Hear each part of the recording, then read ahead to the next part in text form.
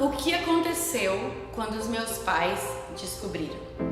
Pensa bem, meu pai, italiano, alemão, nunca vi meu pai falar palavrão. Meu pai é daqueles caras que nem arrotar, ele gostava que a gente arrotasse. Tipo assim, nunca vi meu pai com obscenidades, nada disso. Minha mãe, uma mulher extremamente reta. Meus pais eram, tipo, sempre foram cristãos, então, tipo assim, teve aquela coisa, eles tiveram um tempo, né, de um pouquinho afastado, mas quem nunca, né? Mas assim, sempre foram pessoas assim extremamente retas, extremamente... meu pai sempre falava, eu tive muito meu pai presente na minha vida com as palavras dele. Nem sempre ele foi presente de estar ali sempre pra mim, mas aquela coisa, ensina a criança no caminho que ela deve andar, e mesmo quando ela for velha, ela não vai esquecer dele, ela não vai se desviar dele. Então eu lembro das palavras do meu pai, que meu pai falava, porque você precisa se valorizar, porque você tem que se dar valor, porque se você não se valoriza, ninguém vai te valorizar. Então assim, não é que meus pais não deixavam eu namorar, meu pai falava assim, tipo assim, eu não criei filha pra isso, eu não criei filha pra ficar com qualquer um, tipo, não era uma possibilidade eu namorar. Eu lembro a primeira vez que eu fiquei de castigo, eu tinha ido num show na pracinha. Quem vinha pra passar férias em Balneário Camboriú lembra que tinha show na pracinha Tamandaré. E era show do Jimmy Cliff, show de reggae. E aí eu lembro, vou no show do Jimmy Cliff na pracinha, show gratuito. E aí eu lembro que eu voltei, eu tinha um namorado e ele era bodyboarder na época. Surfava de prancha de morey, como a gente dizia. E aí eu lembro, tipo assim, a gente nunca nem tinha dado uns beijos, assim, muito beijo, sabe? E eu lembro desse dia que eu fui no show do Jimmy Cliff e voltei a pé. Esse meu, então, namoradinho me trouxe a pé e na frente da minha casa, morava na beira da praia, assim, na avenida da praia, tinha aquelas barraquinhas de milho. E quando ele foi me levar pra casa, a gente parou na frente da barraquinha de milho e a gente deu uns beijos, assim, pela primeira vez ele pegou na minha cintura. Um beijo, gente, beijo, normal. Nada de amasso, não tinha nada, não existia nude na época, não tinha nada disso. A gente deu um beijo, ele pegou na minha cintura, eu lembro que aí eu voltei pra casa assim, feliz da vida, tipo, nossa, dei um beijo mais longo no namorado. Quando eu cheguei em casa, meu pai não tava só minha mãe. Filha, como é que foi o show? Foi legal. Como é que você voltou? Voltei com a Priscila, minha amiga Priscila. Voltei com a Priscila, Porque eu não tinha voltado com a Priscila. Claro que não tinha, quem tinha me trazido pra casa era um namoradinho. Daqui a pouco chega meu pai fala assim, e aí? Como é que foi o show? Eu falei, foi legal, como é que tu voltou? Com a Priscila. Ele falou, com a Priscila? Ele disse, a mãe dela foi buscar a gente voltou. Aí ele olhou bem pra mim e falou assim, por acaso eu tenho cara de palhaço? Por acaso eu tenho cara de palhaço? Eu falei, por quê? Ele falou, não, porque eu estava lá embaixo, na pastelaria, porque embaixo do meu prédio, na outra esquina, tinha uma pastelaria nas antigas que chamava Pastelaria Chinesa. Hoje em dia é o Madeiro lá no lugar, mas tinha pastelaria chinesa, quem é das antigas lembra. Ele falou, eu estava lá comendo um pastel e eu vi toda a tua cena. Eu vi teu namoradinho, eu vi os beijos, eu vi tudo. Eu falei, pronto. A casa caiu a casa. Aí fiquei de castigo. Ele falou, por que eu não criei filha pra isso? Por que não sei o que lá, papapá. Onde é que o Rodolfo entra na história? Passa o filme pra um ano e tralalá depois. Um belo dia eu chego em casa da escola e eu falava com o Rodolfo como? Eu ligava pra ele do orelhão. Você sabe o que é orelhão? Orelhão é aquela coisa que a gente fala, ficha caiu. Não existia nem cartão naquela época de telefone, era ficha. Você comprava ficha, botava ficha no telefone, para cada 30 segundos você tinha que botar uma ficha. Então eu ligava para ele do orelhão ou de cabines telefônicas, porque aqui tinha um monte de argentino. Nosotros teníamos as cabinas de teléfono.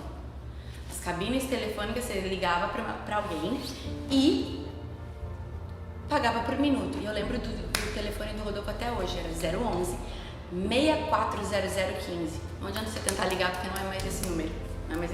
Mas era 640015, 011, era fácil, ele se mudou, ele estava lá em São Paulo, às vezes eu falava com ele em Brasília, mandava carta, Mas era que eu ia mandar carta pro correio. Pois é, a gente mandava carta. E eu chego um dia da escola. Quando eu chego da escola, meu pai está sentado na mesa com os meus irmãos, minha mãe, e ele está com o encarte do CD do Raimundos na mão. E ele tinha pego um pincel atômico. E aí, com esse pincel atômico, ele grifou todos os palavrões. Todos os palavrões. Nunca tinha visto meu pai falar palavrão na vida.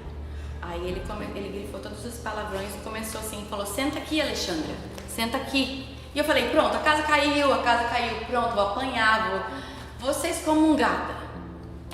Tá com o encarte, ele começa assim.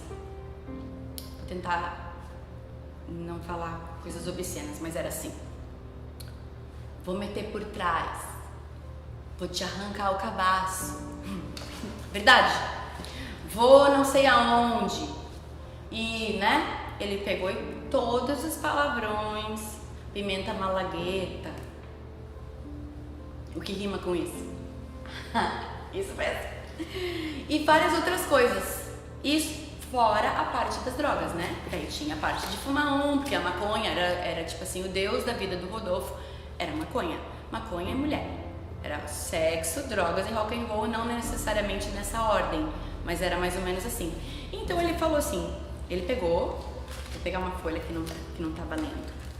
Ele pegou o encarte, vou até encenar para vocês entenderem. Ele pegou o encarte, ele falou: eu não criei filha para isso, não criei filha para isso. A partir de hoje, esse cara não liga mais pra cá, porque de vez em quando ele ligava pra minha casa. E aí, tipo, teu amigo Rodolfo, eu falava com ele no telefone, naquela época a gente tinha telefone fixo em casa. Telefone fixo em casa, então eu ligava de vez em quando não, eu ligava pra casa dele. Meu pai rasgou o encarte, rasgou, quebrou o CD, quebrou todo o CD, quebrou as fotos que eu tinha, quebrou tudo e falou: a partir de hoje tu está proibida de sair de casa. Ele me botou de quarentena naquela época. Ele falou: você só vai de casa para a escola, da escola para casa e na sexta-feira quando tu vai trabalhar dar aula de inglês, porque senão você não vai sair. Eu não quero sair. Eu acho que eles descobriram que eu ligava da cabine telefônica, não sei o que ele estava querendo me punir. Só sei que pronto, minha casa caiu, eu fiquei extremamente infeliz. E quando o Rodolfo ligava lá para casa, sabe o que acontecia? Ele ligava: alô, a Alexandra se encontra? Aí a minha mãe falava assim: a Alexandra está, ela não vai atender e não liga mais pra cá. Aí a minha mãe fala: vagabundo, maconheiro, tu acha que eu te criei pra isso? Esse tipo de gente que tu quer se relacionar? E eu falava: mas eu amo ele. Ama nada, tu é nova, tem a vida toda pela frente, isso não é amor, isso aí é paixonite, só porque o cara é famoso e não sei, mas eu amo ele. Não é amor da tua vida coisa nenhuma. Engole o choro, para de chorar, parará.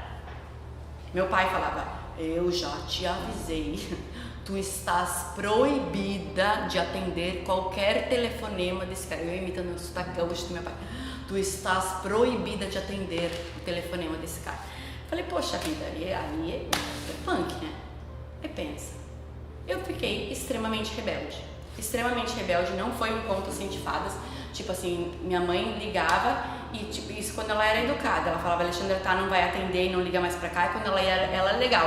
Tinha vezes que ela falava: ô, seu maconheiro, tu acha que tu ainda não entendeu que não é mais pra tu ligar pra cá? Tuf! Aí quem tomava esporro, ela desligava o telefone e eu ouvia ela falar: maconheiro, vagabundo, não desistiu. Aí ele pedia pra um amigo ligar. Aí a minha mãe falava: tu pensa que eu não sei que é tu, hein? Porque tinha Bina. Minha mãe via número de fora, só podia ser o Rodolfo. Tu pensa que eu não sei que é tu, hein? A Alexandra não vai atender, pode desistir, tipo assim, ó, se vira. E aí vocês pensam, se colocam no meu lugar.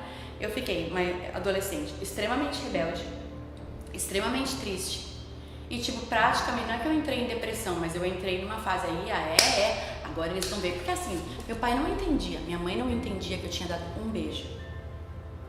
Galera da vida louca, com um encarte daqueles falando só obscenidades e drogas. Meu pai e minha mãe já achavam que eu tinha cheirado cocaína, que eu tinha perdido minha virgindade, que eu tava lá, passei os 3 dias nas orgias dentro do quarto do hotel.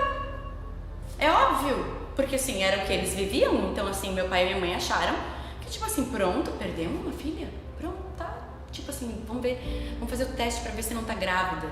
E eu não tinha feito nada, e assim, não tem coisa pior do que você levar uma culpa que você não tem. Eu entendo, não tô falando mal dos meus pais. Então assim, se eu já aprontei na vida tendo uns pais assim, imagina se eu não tivesse. Então assim, cada um tem o pai e a mãe que merece, e eu dou glória a Deus pelos meus pais. E hoje em dia, tipo assim, o Rodolfo, eles falam que é o genrogênito, né, que não é o primogênito, mas é o primeiro gênero. E se eu e o Rodolfo brigamos hoje, quem vocês acham que o meu pai e a minha mãe ficam do lado dele? Ficam do lado de quem? Fica do lado dele? Porque filha, Rodolfo é um amor, porque ele é um querido. Eu falo, tu é minha mãe, minha mãe.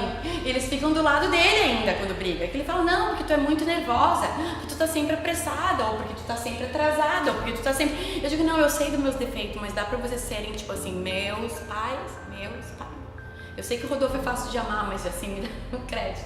Mas eu acho legal, porque eles amam ele como filho, né? Hoje, tipo assim, 27 anos depois, quase 28 anos depois, eles amam o Rodolfo como filho. O Rodolfo conheceu meus irmãos super novinhos.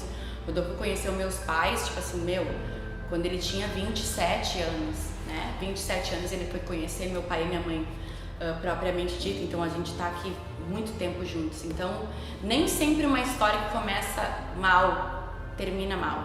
Deus pode mudar tudo. E no próximo vídeo que eu vou fazer eu conto